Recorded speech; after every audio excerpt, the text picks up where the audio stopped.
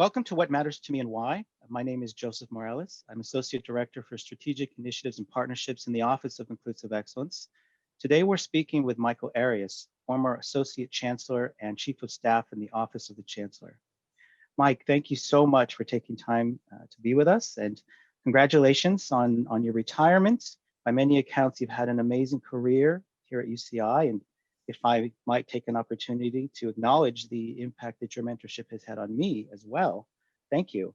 It's a pleasure and honor to be here with you. Please, could you tell us what diversity, equity, and inclusion mean to you? A big question for a little person, but I think about how it's evolved for me. When I was younger, like most people, I was kind of insulated in whatever world you're in. There's a lot of different worlds, but for yourself, it's pretty insulated. And when one of the early things you learn, at least I learned, was the idea of fairness, playing games or whatever. And as you come of age, or as I did in the times I did, the civil rights movement, or one of the many civil rights movements, was underway in the mid-1960s. And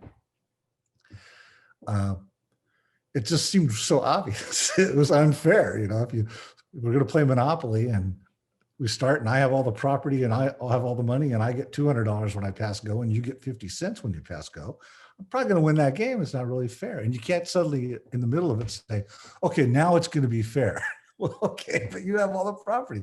So I only thought of it really as a morality issue or an ethical issue. And it certainly is that, equitable treatment of people. And then later on, as I worked at UC Irvine, and when I first got there, it was, pretty white and pretty male, and it evolved and it became more inclusive. It's nowhere near where we want it to be or where it should be, but it's much more inclusive.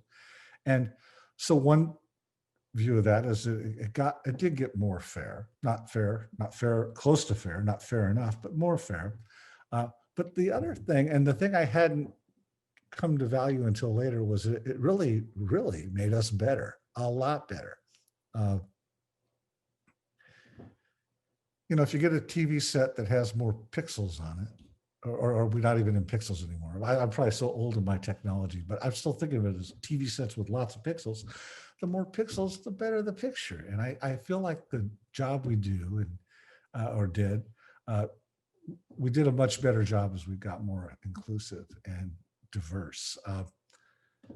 Also, I, growing up, tended to only think about diversity in terms of racial identification and color.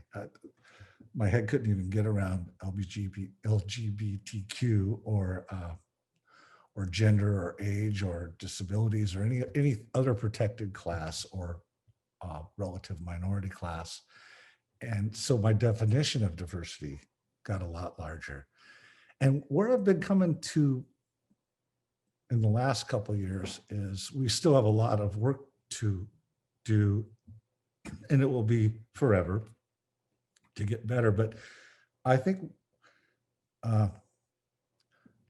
America is a pretty racist place, to be sure. But even more than racists, we are sexists.